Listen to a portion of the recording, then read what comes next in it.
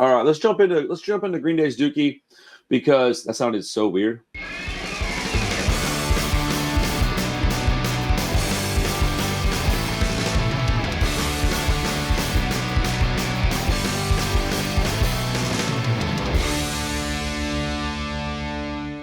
Okay, so I have famously not been a huge fan of this album over the years.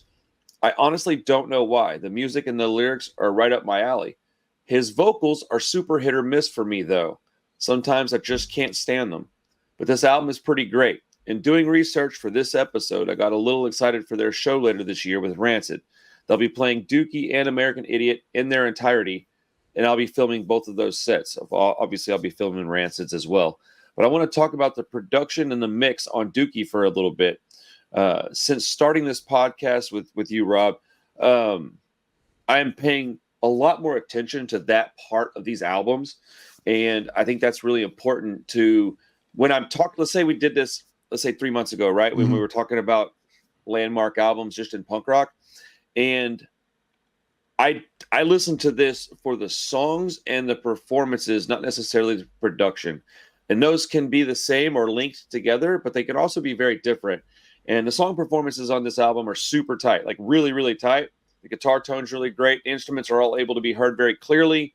But the drums, dude, I paid more attention to the drums this time around. And I put, shit, he's good at drums. And, they're basically kids when they did this album. So I just want to talk about the production for a minute and kind of go into, I don't know. I want to know your opinion and what are your thoughts on it? I never really listened to this album from that vantage point before, so it's pretty interesting to me. Well, I mean, I think it's an amazing piece of production. The way they were able to kind of capture that Green Day sound, but make it so clean, but still not. It's a cleanly recorded album, but it's not a clean out. It's meant to it hits its intended tone. It's not like they put this rough band into a production, into like this high price production, and it's spit out like this vanilla bubblegum pop, although a lot of it is very poppy, but that was kind of the input. Like if you listen to that their was stuff, like on purpose. yeah, prior to this, they were always they were very poppy. It was their production that kind of lacked on those first couple of albums. You actually wonder if they would have had this level of production, would they have even, maybe popped a little bit sooner? I don't think so, because I think the songwriting did improve also just with age and that kind of stuff, but they're very, very close. And I think the production was great. I had written in my notes that I think like that guitar tone is just amazing. That's just like a baseline really punk rock guitar tone. Like what more could you want? And that's what I was really thinking about. Like, I was noting some like Ramones parallels and some other stuff, and like this is really like a standard. Oh, yeah. Like if you just want like what is really good pop punk, like you can start here and everything else can just kind of branch off of it. It is that good. And you talk about like the production. Like I love the bass on this is amazing. You hear it on every song. You're aware of it. Part of the way they track it, where it's slightly behind the beat, which is one of his styles, so you actually hear all of it. The guitar tone is great. The drums are very, very busy. It's a very drum heavy album. I think Green Day is a very drum heavy band, and they allow Trey Cool a lot of personality within these songs. And it was able to work too, because these songs are kind of a mix of really kind of classic punk rock with, I wouldn't say like arena rock, but like this sort of big epic kind of rock feel. Like they went way further with it with like American Idiot and some of those albums later, but you can see some of the longer songs or some of the jamming moments kind of in this. And I don't think that stuff would have worked as well if it was just slightly more lo-fi. Like it sort of had to have this level of production to it. Also, I think the production makes them snarl a little bit better. They actually sound like they have a little bit more edge with the production. Whenever I think the early stuff, it would almost risk sounding kind of indie. And I think it's like the production that gives it a little bit of that punk edge. Like I really think the difference between the Welcome to Paradise on this album versus the one on Kerplunk, I think it sounds more like a punk rock song to me than what they recorded in a punk rock environment, which just kind of blows my mind, but it's sort of the genius of this album, I think. Yeah. I was smiling a second ago because you've already touched on like 3 or 4 different things that I had written down, which tells me that we're very much in sync with this conversation already. And I think we're going to have a really great talk. The production of this record is honestly, it's kind of bananas, dude. Like man, I hate to say this word because it's so like triggering, but it's almost perfect with just speaking specifically on the production. Yeah. Every single thing I can hear very clearly, and that's not always the case. There's a lot of albums. I don't want to say who it was, but a band that I really love. I don't want to say because I don't want to upset anybody, but it's because I know these people personally. But a band that I really love put out an EP recently, Mhm. and the songwriting is exactly what I wanted. The length of the songs are exactly what I wanted. The topical like lyrics and stuff are, I mean, everything about it. But the mix just isn't quite there. The vocals are a little bit muddy, and it's on a project that normally I would be able to hear what these dudes say and like very clearly. And with no disrespect meant, I was a little bit like, I don't know what the word, maybe Like disappointed a put little bit off because I by was it, like, maybe like, yeah, I yeah. was like really expecting high quality. When I got it, I was like, huh, interesting. But it's still really, really good. But that can set an album apart because I can tell you that the album I'm referring to, I would much prefer listen to those songs over anything Green Day's ever written. Mhm. But on a sonic level, this Green Day album is so enjoyable to listen to. And I've never really come at it from that angle before. I usually go, song is making me feel this way. Mhm. And then I just kind of move on. But one of the things about doing a podcast where we talk about the same albums more than once is that I can give people examples of how you can change your mind. Mhm. You can also notice things because over listens and listens and listens and listens, dozens of listens of this album in the past 12 or 15 or 18 months or so. Mhm. Um, past year, I've listened to this record more than I probably have in the last 20.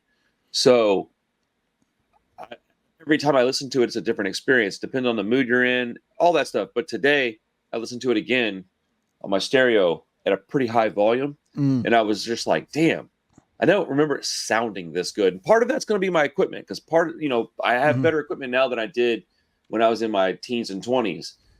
But like that big of a difference, I just don't think I ever really listened to it from that angle before. Yeah, I think it's always been noted for its production strengths. I don't think that's just Has it? modern technology. Yeah. And the production itself's kind of No, interesting I because didn't notice it before because I didn't have good stereo. But now that I yeah. do, I'm hearing all these things that I did. I've never been a huge Green Day guy. I mean, they're good, but like, so Yeah. I didn't know that this is an album that was like Well, praised because of its production. I didn't know that. and there's Sorry and to there's a interrupt. few elements to it. Is so on the very back end, you said about the mix. Well, the mixer was Jerry Finn. Now Jerry Finn's the guy that went on to basically be the pop punk producer. Like he wasn't the producer here, but I believe he mixed Out Come the Wolves a year later, and then he's the producer that puts out Enema of the State. That's sort of the thing that really That's puts where I him know him from. on the map. Is he was the producer, like he's the one that switched the guitars that Blink was using, like that Blink sound that became so huge. And he worked with everyone after they passed away actually in 2008. But all of the pop punk Oh, really? basically was produced by him. So the Huh. sound you hear, as that, and not really the Green Day same sound, but the late '90s, early 2000s sound.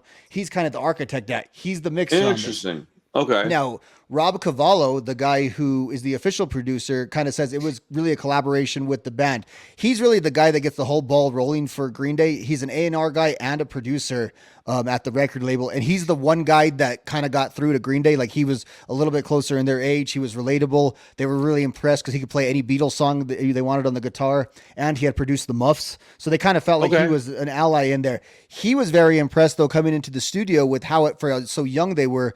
They were like the sharpest players he had played with, and they said what that came from is they were so used to being on the tight punk rock budgets those first couple of albums that they came to the studio. There was no time to waste. They were getting Right. studio time in the middle of the night on a borrow thing. You know what I mean? So they had to be Yeah. hyper efficient. So like they had all lived together for the first few years of the band. So they just rehearsed and rehearsed and rehearsed. So they were really like ready to go and knew, they were just kind of battle tested for a band that was still pretty young and only two albums in. They were being in punk rock, I think, made them much more ready for the majors. So sometimes like it's a culture shock to these people. And for Green Day, it was like they had already done the DIY thing. So this wasn't that hard for him. They kind of went in there with this approach, and then they refined it to be this thing. Like Basket Case and some of those songs, those are the songs that Rob Cavallo heard the demos of. So they had a lot of this Yeah. skeleton in there. And then when they got together, they one of the keys is they wanted it to sound a little more lively and sound like it was a little bit more of like a live band kind of thing. And I think this album Okay. kind of captures that sort of that kind of feel to it. They didn't want it to sound. He thought the demo sounded flat when he'd heard the demos initially. Okay. So my response to that would be I did actually know about them being super tight when they got into the studio due to the fact that they rehearsed and they come from. And I like that. I think that's something that a lot of punk bands probably benefit from, is just being on a tight budget in their Mhm. younger days. So when they get the opportunity to go in somewhere, maybe that money can be spent elsewhere where it's a little more, I guess, better used would be the right word, I guess. But yeah, man, they were very young when this album was written and recorded. So it's a testament to their natural abilities as musicians. What this album has been able to do over the last 3 decades. But having the right people in the room is very important. Yeah, something I want to talk about as well is okay. So I wrote down, based on songs like "Pulling Teeth," Mhm. Green Day were already doing the throwback pop stuff that Weezer would become known for doing, like, months and years later. This album came out 3 months or so before Weezer's Blue album. Mhm. And not to like talk bad about Weezer, I actually, quite like that band. I just meant that it's wild that that particular sound was already being done by Green Day when Mhm. Weezer came out and got very much popular for and well known for doing that sound. I don't know. It's not a big deal. It's not something that I want to necessarily spend a lot of time talking about, but I Yeah. noticed it, and it's something that I've noticed in doing all this Green Day research as of late, that they did have that Beatles-esque sound in their music from the get-go. They did it. They had it all the way back in Kerplunk in 1039. They've had that sound in their music forever, and so Yeah. they've always been kind of a I don't know, dude, pop rock band with punk rock influences almost. Yeah, and Billy Joe's never been shy about it. Like he kind Sure, of grew sure, he grew up on classic rock and then came up in the Gilman scene. So that's where right. he had plenty of both. And I laughed when you said that, because I have written my notes here on Pulling Teeth, more of a '70s pop song, like Well, literally it really to the is. point that it's not just like '70s soft rock, but actually no '70s pop, where there's almost like a breakdown where you could see like a real like a baritone singer kind of coming in there. And there was another song, I Enemies was even thinking Sleepus, 60s, dude. I was thinking like also. 60s, Yeah, almost like 60s Beach Boys pop with Beatles mixed in there. yeah, because there's almost like in that song too with Pulling Teeth, I would say it was not like Motown, but kind of, with the way it like stops, Right, and then the right. would you do No, like no, there's a that's. lot of that in there. Yeah, and it's just a nice, eclectic mix that's really kind of snuck into these, again, very dirty and grimy songs from a lyrical standpoint, and from a Oh lot of yeah, other for sure. places. And I'm telling you, we're gonna touch on this subject a little bit more later. But yeah, I really do think that I think when they were coming up, this was a hated thing. Hmm. People did not like that they had these poppy undertones in their music. But it's like, well, how do you become a little more original band and a little more well known? It's you set yourself apart, and that's what they did. In a place where it was all super grimy punk and hardcore punk, they added this pop undertone, which is gonna be more. What's the word, man? It's gonna hit this. Maybe People's ears are gonna more respond to that in accessible. mass. Yeah. Yeah, thank you. More accessible sounds than, say, Filth or even Operation Ivy. Hmm. Operation Ivy's huge, right? In the punk scene, but not compared to Green Day in the world. They're No, just not. and like there's a lot of people who are just big Green Day fans who don't even like really consider what punk is or care about any of it. They Correct. just like them as a pop band. Like they are truly a crossover, in that they didn't just have their moment. Like those songs are huge songs that like your sister knows, your niece knows, your mom knows. You know what I mean? They're just they penetrated to that level. I think bigger than anyone else that comes from a punk scene and that stays in as close a proximity to a punk scene as they do. Like that. And Right. here's where Well, it all comes from. It all really originates from Dookie. my daughter, who is 9.5, was riding around my mother, who is 73, and a Green Day song came on the car, and they both knew it. I mean, that's Mhm. wild, dude. Like that's crazy to me. Um, I just thought that I've heard. I don't know a lot of bands that I would compare to a band like Weezer, but over the past 8-12 months, listening to Green Day so much, I've noticed that they did that way before Weezer did it. Like, it's crazy to me that they had like the exact formula. They're just different people, so it sounds a little bit different. But it's Yeah, the same formula, man. I could hear Weezer playing Pulling Teeth.